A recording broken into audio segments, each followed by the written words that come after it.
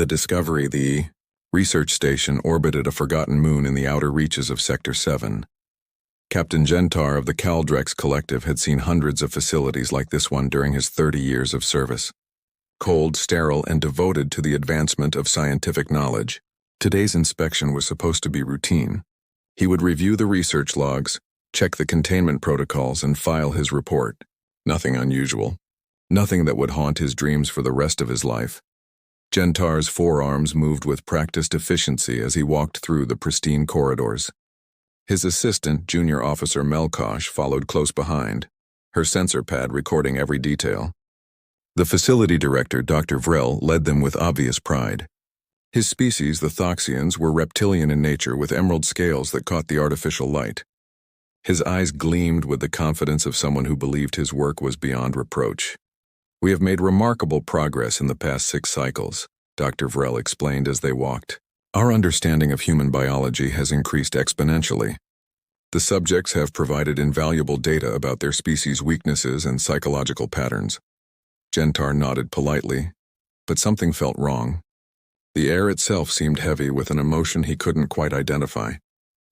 As they passed sealed doors, he noticed the security level was unusually high for a simple research facility. Armed guards stood at every junction. Biometric scanners glowed red at each checkpoint. "What exactly is the nature of your research here?" Gentar asked, his translator converting his native clicking sounds into standard galactic common. Dr. Vrel's smile widened. "We are studying the human threat, of course. The beings who have been attacking coalition vessels. We captured 17 specimens 3 months ago. Their vessel violated restricted space and we have been conducting comprehensive analysis ever since." The captain's stomach twisted. Something about the way Vrel said specimens triggered an instinct he had learned to trust over decades of service. "I would like to see these subjects immediately." Dr. Vrel hesitated for the first time. "Captain, I assure you the containment protocols are flawless. There is no need for concern about security breaches." "That wasn't a request, Doctor." The research director's scales rippled with barely concealed annoyance, but he led them deeper into the facility. They descended 3 levels below the main structure. The temperature dropped noticeably. The humming of power generators filled the silence between their footsteps. Finally, they reached a corridor lined with transparent containment cells. Gentar stopped walking. His breath caught in his throat. Behind the energy barriers were humans, but not the warriors he had expected to see. These beings were small, fragile-looking, with skin that appeared almost translucent under the harsh lighting. They sat or lay on bare floors, wearing thin gray garments that offered little protection from the cold. Their eyes were hollow, their bodies thin to the point of emaciation. "By the ancient stars," Melkosh whispered beside him. "They look half dead." One of the subjects sat pressed against the far wall of her cell. She had dark hair that hung in matted tangles around her face. Her arms were wrapped around her knees and she was rocking back and forth slowly. When she noticed the visitors, her eyes widened with something between hope and terror. She crawled forward on trembling limbs until she reached the barrier. "Please," she said, her voice barely audible through the containment field. "Please help us. We're sick. Bora is dying. We need our families. We're just kids, please." Gentar felt his blood turn to ice. The translator in his neural implant suddenly offered additional context it had missed before. The word the human used, kids, didn't just mean small humans, it meant juveniles. Offspring, children. He turned slowly to Dr. Vrel. "How old are these subjects?" The doctor consulted his datapad casually. "Their biological age varies.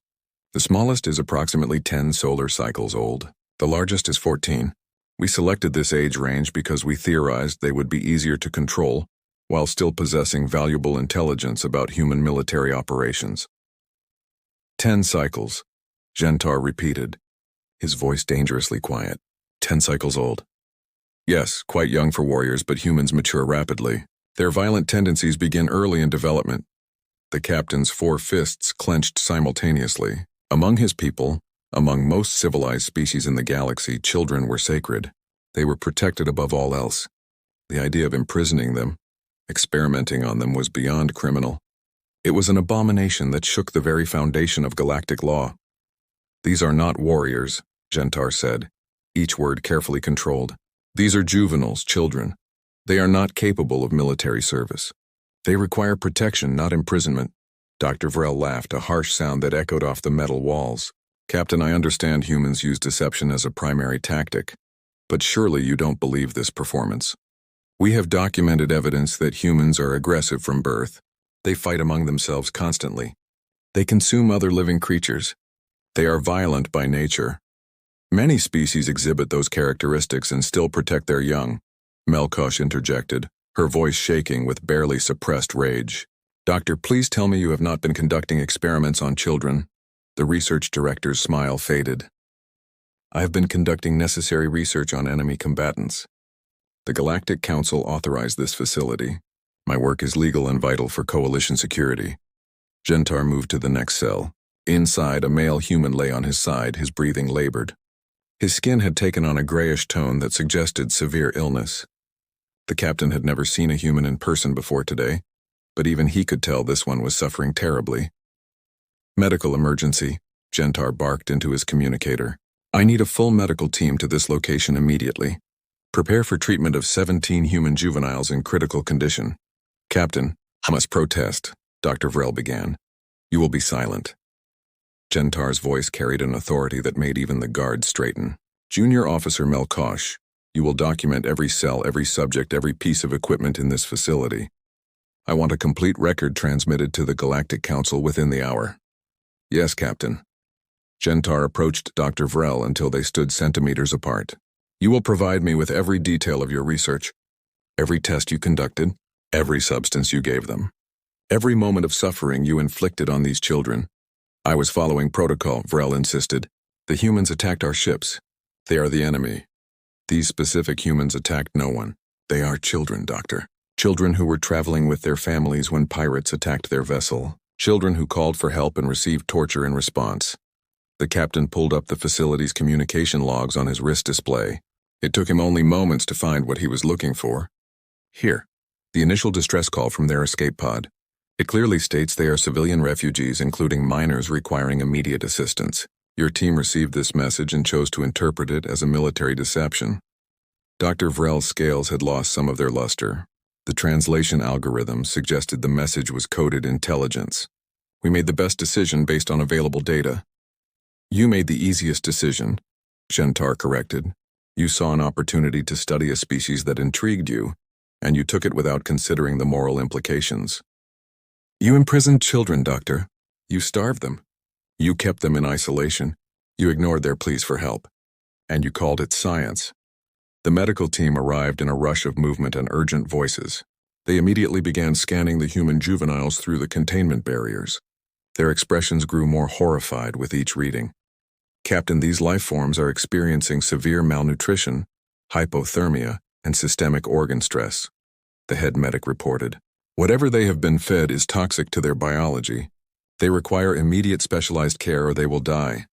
Then get them out of those cells now, Gentar commanded. Use every resource this facility has. Contact the human embassy. We need human medical experts here immediately. As the medical team worked to safely transport the children to the medical bay, Gentar contacted the Galactic Council directly. The holographic interface flickered to life, showing Council Arbiter Tomrix, an ancient being whose species predated most modern civilizations. Captain Gentar, this is irregular. What requires such urgent contact? Arbiter, I'm at Research Station Gamma 7. I have discovered 17 human juveniles imprisoned here under false pretenses. They have been subjected to experimentation and have been held in conditions that violate every ethical standard we claim to uphold. Several are near death. I am requesting immediate investigation and the arrest of all facility personnel. The first hour was devoted to Captain Gentar's testimony. He described in precise detail what he had found at Research Station Gamma 7. He played audio recordings of the children's pleas. He showed medical scans that revealed the extent of their physical deterioration. He presented communication logs proving that Dr. Vrel had received clear information about the children's civilian status and had chosen to disregard it. The translator systems were functioning properly, Gentar stated, his clicking voice translated into dozens of languages simultaneously. Dr. Vrel and his team received accurate translations of the distress call. They knew these were juveniles. They knew these were refugees from a pirate attack. They chose to interpret this information as deception because it served their research goals. Dr. Vrel's defense attorney, a Kellen advocate known for taking impossible cases, stood to cross-examine. Captain Gentar, is it not true that humans have a documented history of using unconventional tactics in warfare? Could my client not have reasonably believed that sending juveniles was itself a military strategy? Gentar's four eyes fixed on the attorney with an intensity that made several observers step back. Counselor, every civilized species in this galaxy protects its young. Every species recognizes juveniles as non-combatants. To suggest that children could be military operatives is to abandon the most fundamental principle of galactic law. Your client is not ignorant of this law. He chose to ignore it. The defense attorney sat down, having accomplished nothing except making the defendant look worse. The arbiter called for the next testimony. Ambassador Chen approached the podium. 3 months ago, she began, a civilian transport vessel carrying 237 human colonists was attacked by pirates in the Outer Rim. In the chaos of the attack, 17 children were separated from their families and placed in emergency escape pods. These pods were designed to send distress signals and preserve life until rescue arrived. Instead of rescue, these children found Research Station Gamma 7. The ambassador's voice never wavered, but tears ran freely down her face. For 93 days, these children were imprisoned. They were fed substances toxic to human biology. They were kept in temperatures that caused hypothermia. They were isolated from each other, denied medical care, and subjected to invasive examinations. 3 of them nearly died. All of them bear psychological scars that will take years, perhaps lifetimes, to heal. She turned to face Dr. Vrel directly. You had every opportunity to verify their status. You had every opportunity to contact human authorities. You had every opportunity to show mercy. Instead, you saw vulnerable children and decided they were acceptable test subjects. You are not a scientist, doctor. You are a monster who wore the costume of science to justify cruelty. The chamber erupted in voices, some agreeing, others shocked by the directness of the accusation. The arbiter called for order, but the damage was done. The entire galaxy was watching, and the court of public opinion had already rendered its verdict. Dr. Vrel finally stood to speak in his own defense. His voice shook as he addressed the council. I accept responsibility for my actions. I made terrible mistakes based on fear and paranoia. When the attacks on coalition vessels began, we were desperate for information about the human threat. When we intercepted the escape pod, I saw an opportunity to gather intelligence. I convinced myself that the distress call was elaborate deception. I ignored evidence that contradicted my assumptions because I wanted to believe I was protecting the coalition. He paused, his scaled hands gripping the railing before him. But Captain Gentar is correct. I chose ignorance. I chose to see enemy combatants instead of frightened children because it was easier. It allowed me to continue my research without confronting the moral horror of what I was doing. I have no excuse. I have no justification. I can only say that I am sorry, and I know that apology is worthless compared to the suffering I caused. The arbiter's expression remained stern. Dr. Vrel, your admission of guilt is noted. However, this council must address not only your individual crimes, but the systemic failures that allowed them to occur. How did an authorized research facility become a prison for children? How did regular inspections fail to identify these violations? How did our vaunted civilization allow this to happen? A new voice spoke from the diplomatic section. Ambassador Threll, the Kreeth diplomat who had interrogated Hyun during the imprisonment, stood with visible shame in his posture. Arbiter, I was one of those who failed these children. I was sent to Research Station Gamma 7 to interrogate the prisoners. I spoke with several of them. They told me repeatedly that they were juveniles, that they needed help, that they were sick. I dismissed their words as psychological manipulation. I reported back to my superiors that the humans were well-trained operatives using emotional tactics. Threll's feathers drooped, a sign of deep distress in his species. I failed because I allowed my preconceptions about humans to override my moral judgment. We had so little contact with humans before these incidents. We knew they were capable warriors. We knew they were technologically advanced. We knew they had been present near attack sites. We built an image of humans as dangerous, deceptive, and aggressive. When we encountered humans who didn't fit that image, we assumed it was an act rather than questioning our assumptions. Ambassador Chen nodded slowly. Ambassador Threll, your honesty is appreciated. You have identified the core of this tragedy. First contact between species is always dangerous, always prone to misunderstanding. But children should transcend those misunderstandings. The protection of juveniles should be universal, regardless of species.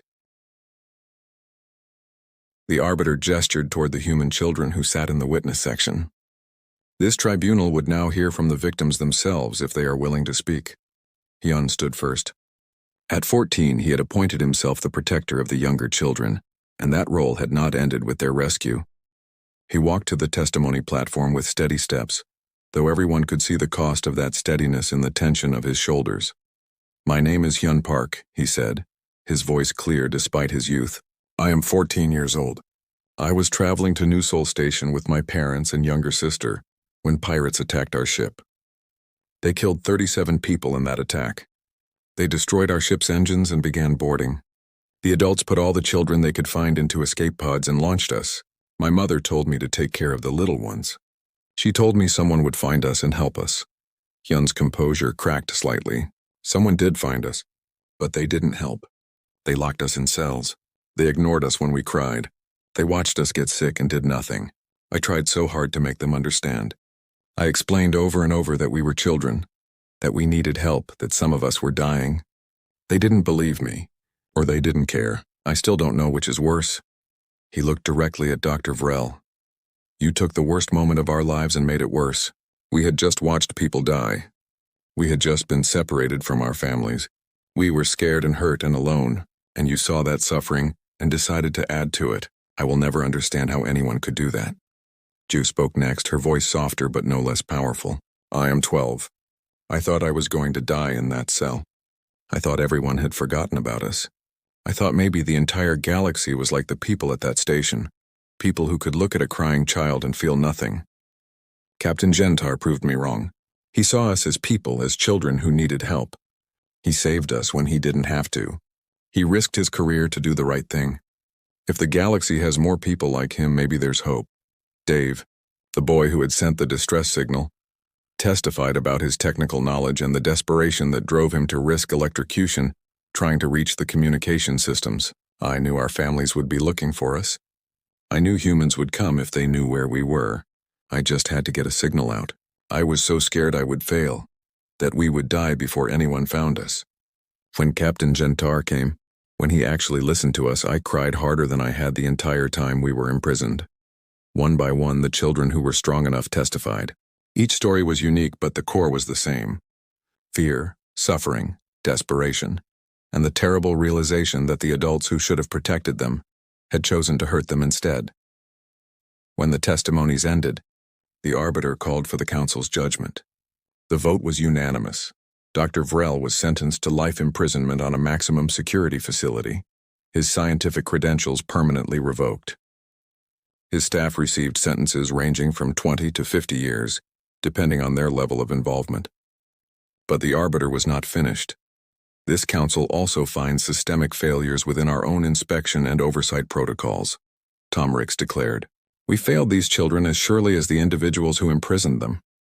Therefore, we are implementing immediate reforms. All research facilities will undergo unannounced inspections. All prisoners, regardless of species, must have access to independent advocates. And most importantly, we are establishing the Juvenile Protection Act, which will make the imprisonment or harm of any sentient juvenile a crime punishable by the harshest penalties our laws allow." Ambassador Chen stood once more. "The Human Stellar Republic appreciates the Council's judgment and reforms. However, we must address the larger issue. First contact protocols between humans and the galactic community have clearly failed. We propose the establishment of a joint Human Galactic Commission to develop better communication standards, better cultural education, and better safeguards against future misunderstandings." The arbiter agreed immediately. Proposal accepted. Ambassador Chen, we would be honored to work with humanity on this initiative, and we would like to formally apologize on behalf of the entire Galactic Council for the suffering inflicted upon your people. The human children were escorted from the chamber to waiting medical transports. Their families, who had been searching desperately for 3 months, were finally reunited with them. The reunion was broadcast across the galaxy, images of parents clutching their children and sobbing with relief, becoming the defining moment of the entire incident. Captain Gentar watched the reunions from a distance, his 4 arms crossed in satisfaction. Junior Officer Melkosh approached him quietly. "Captain, you are being called a hero across dozens of worlds. There is talk of commendations, promotions, even medals from the human government." Gentar shook his head. "I did what any decent being should do. I saw children suffering and I helped them. That should not be heroic. That should be normal. The fact that it is considered exceptional reveals how far we have fallen." Ambassador Chen found him later as the crowds dispersed. She extended her hand in the human gesture of respect, and Gentar grasped it carefully with his lower right hand. "Captain, on behalf of every human parent, every human child, and the entire human stellar republic, thank you. You gave us back our children. We will never forget that. Ambassador, I only regret that I did not arrive sooner. I only regret that they suffered as long as they did." "You arrived when you were meant to," Chen replied. "You arrived when it mattered, and because of you, this will never happen again. The laws are changing. The galaxy is changing. Those 17 children will grow up in a universe that is safer because of what you did." 6 months later, the reforms implemented after the Gamma 7 atrocity had transformed galactic law. Juvenile protection was now enshrined as a fundamental right. Research facilities operated under constant scrutiny. And most importantly, the Joint Human Galactic Commission had established new first contact protocols that emphasized cultural exchange and mutual understanding over assumptions and fear. The children themselves were recovering. Bora, who had nearly died in the medical bay, was back in school and pursuing her dream of becoming a doctor. Hyun had enrolled in a military academy, determined to ensure no other children would suffer as he had. Jo was writing a book about her experience, hoping to help others understand the importance of seeing beyond fear to recognize shared humanity. Dave was working with the technical team that had developed improved emergency communication systems for escape pods. They all carried scars, physical and psychological, but they also carried hope. Hope that the galaxy could learn from its mistakes. Hope that different species could find common ground in their shared values. Hope that the word child would mean the same thing to every civilized being in the universe. A being deserving of protection, love, and the chance to grow up in safety. And somewhere in the distant reaches of space, on dozens of worlds and hundreds of stations, beings who had never met a human child looked at the reforms and the changed laws and understood something fundamental. Children were not enemies. Children were not threats. Children were the future, regardless of what species they belonged to, and protecting that future was not just a law. It was a moral imperative that transcended culture, biology, and all the vast distances between the stars. The galaxy had learned a terrible lesson. But it had learned, and that in the end was what mattered most.